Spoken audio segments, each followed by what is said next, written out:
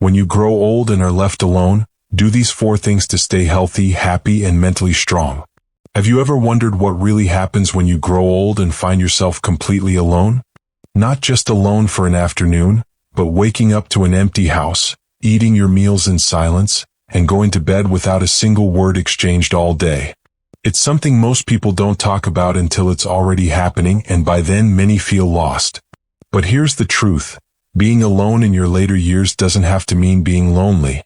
In fact, there are specific things you can do right now that will help you stay mentally strong, emotionally steady, and physically well even when there's no one else around. In this video, we'll walk through 4 essential things every older person should do when they find themselves living alone. These are not just feel-good tips or surface-level suggestions. They are habits rooted in real-life experience and grounded in psychological research. Each one is simple, practical, and surprisingly powerful. So whether you're already living alone or you think you might be someday, this video will show you how to make that chapter of your life not just manageable but meaningful, because you still deserve peace, purpose, and dignity, no matter your age or who's standing by your side. Number 1. A steady daily routine. One of the first things that starts to unravel when you're left alone in old age is your sense of time. Without people coming and going, without appointments or activities lined up, the days can blur together. You might find yourself eating breakfast at noon, staying in your pajamas all day, or not even realizing what day it is. That may seem harmless at first, but over time, this kind of disorientation chips away at your mental clarity and emotional balance. That's why one of the most important things you can do is create a simple, steady daily routine. Not something strict or complicated, but a basic structure that gives your day a beginning, a middle, and an end. Waking up at a certain hour. Washing up and getting dressed even if no one will see you. Preparing a proper breakfast. Setting time aside for movement, a hobby, or just some fresh air. Having a fixed time for dinner. Turning off the lights at a reasonable hour. This kind of routine isn't about being busy. It's about giving your brain and body something to count on. When your environment is quiet and your social circle has grown smaller, the predictability of routine can provide the sense of order and calm your mind still needs. Psychologists often say that humans are wired for rhythm, and as we get older, rhythm becomes even more essential. It keeps anxiety from creeping in, helps regulate your sleep, and even supports better digestion and brain function. Consider Walter, an 81-year-old widower who shared how, after his wife passed, he lost all track of time. Days became a fog. But once he decided to set a daily rhythm, even just making his bed and opening the curtains at the same time each morning, he felt a sense of control return. Eventually, he added morning walks and evening tea. These small anchors gave shape to his days and with them a greater sense of peace. When you're left alone, it's easy to let time slip away unnoticed. But the absence of others doesn't have to mean the absence of structure. Having a rhythm to your day is one of the most powerful tools you have to protect your mental and emotional health. A quiet kind of self-care that no one else may see but you will feel every single day. Number 2. Gentle movement for a stronger body and clearer mind. One of the hardest parts of growing old alone is how still life can become. You wake up, sit in one chair, move to another, maybe walk to the kitchen, then it's back to the chair. Hours pass without much movement. Days pass without much energy. And over time, your body begins to feel it. Your back stiffens, your joints ache, your balance weakens, and before long, even standing up feels like a task. But here's what many people don't realize. You don't need a gym membership, a workout plan, or fancy equipment to stay active. What you do need is consistency and the willingness to keep your body moving, even in small, simple ways. Movement doesn't just protect your muscles and bones, it's also deeply connected to your mood, memory, and how sharp your thinking stays as you age. Walking to the corner and back, stretching your arms while the kettle boils, standing up and sitting down 10 times in a row from your favorite chair, all of this sends a powerful message to your body: I still need you. Studies have shown that light daily movement in older adults can lower the risk of depression, improve sleep, and even delay cognitive decline. Staying active isn't just good for your heart or your legs, it's good for your peace of mind. Take Eleanor, a 78-year-old living alone in a quiet neighborhood. After her husband passed, she rarely left the house.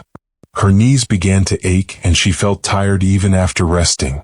Then one morning she decided to walk to her mailbox. The next day she did it again. A few weeks later she was walking the block. It didn't change her life overnight, but it gave her something to look forward to each morning. She felt more awake, less anxious, and proud of her body again. This isn't about becoming an athlete. It's about preserving your independence. When you keep your body active, you're not just stretching muscles, you're stretching. Number 3, meaningful connection in small, steady doses. When you grow older and live alone, the silence can be a strange companion. Some days it feels peaceful. Other days it feels like a weight on your chest. You might go hours, even days, without hearing your name spoken out loud. And even if you're someone who values independence, there's a point where too much isolation begins to chip away at your emotional well-being. But here's something many people get wrong. Staying connected doesn't mean you need a big group of friends or constant social activity. It doesn't mean forcing yourself into loud gatherings or trying to be the life of the party. It simply means making sure that in some small way you're still reaching out and being reached. Even just a 5-minute phone call, a weekly check-in with a neighbor, or a warm chat with the cashier at your local store.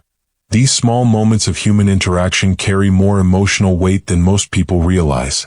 They remind you that you're still seen, still heard, still part of the world. There's real science behind this too. Studies show that older adults who maintain even light social contact have better immune systems, lower rates of depression, and a reduced risk of developing dementia. That's not a coincidence. It's a reflection of how deeply we are wired to stay emotionally connected. Take Richard, 83, who lives by himself after his 2 sons moved out of state. For a while, he didn't speak to anyone unless it was a medical appointment. Then one day he left a note on a neighbor's door offering to help with mail while they were out of town. That led to a friendly thank you, which turned into coffee on Saturday mornings. It wasn't anything dramatic, but it gave him something to look forward to and someone who cared. If there's someone in your life you haven't spoken to in a while, consider picking up the phone. If there's a neighbor you wave at from afar, try saying hello and asking about their day. These gestures don't just benefit the other person, they breathe life back into your own heart. There's also beauty in building connection through shared purpose. Many older adults find that volunteering or mentoring, whether it's reading to children at the library or simply listening to someone who needs an ear, gives them a sense of contribution. You may be alone in your home, but your presence, your story, and your wisdom still hold value. Loneliness is not about how many people surround you. It's about feeling disconnected. And that feeling can change with even one conversation, one kind gesture, one new routine. So reach out even if it feels a little awkward. Extend the invitation even if it's just for coffee or a walk. Staying socially connected isn't about avoiding solitude. It's about making sure that solitude never turns into emptiness. Because you deserve to feel close, needed, and remembered no matter who you live with or without. Number 4. A personal purpose that gives you a reason to get up.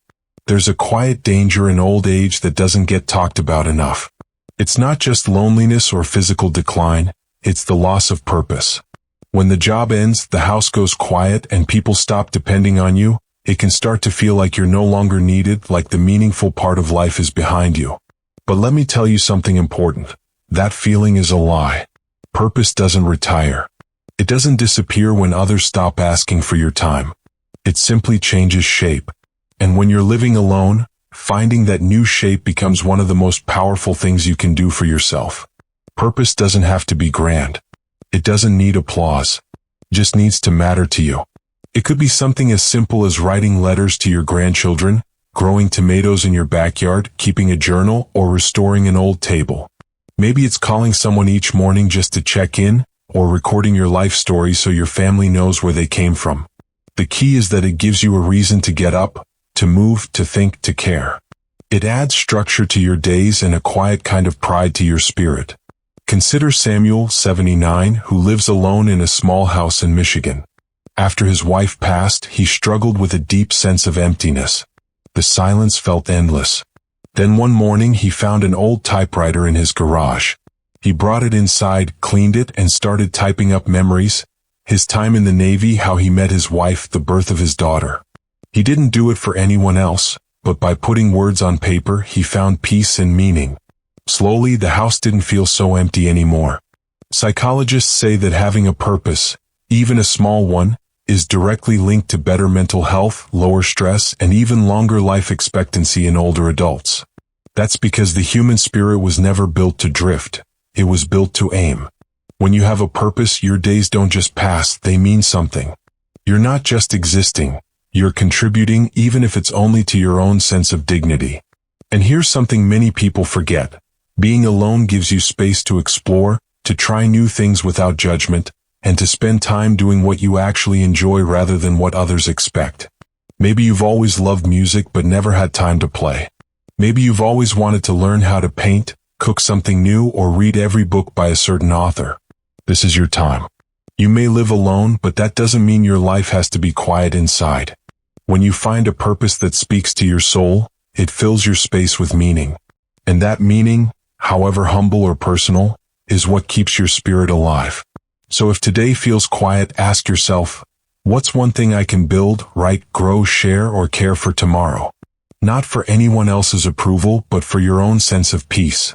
Because when you find purpose in solitude, you transform it. You turn it into strength. Final thoughts. Living alone in your later years can be one of the most challenging transitions in life. It can feel like the world has gotten quieter, smaller, and more distant. But it's also a time when, with the right habits and mindset, you can rediscover parts of yourself that were buried under years of busyness and responsibility. Building a steady routine, staying physically active, connecting with others in meaningful ways, and finding a purpose that makes your days matter, these aren't just nice ideas. They're real tools. They're how you protect your spirit, guard your health, and make life feel full again, even when you're the only one at the table. So which of these four spoke to you the most? Which one do you already practice? And which one are you going to try starting tomorrow? Leave a comment below and share one thing you learned today and how you plan to use it in your life. Thank you for watching.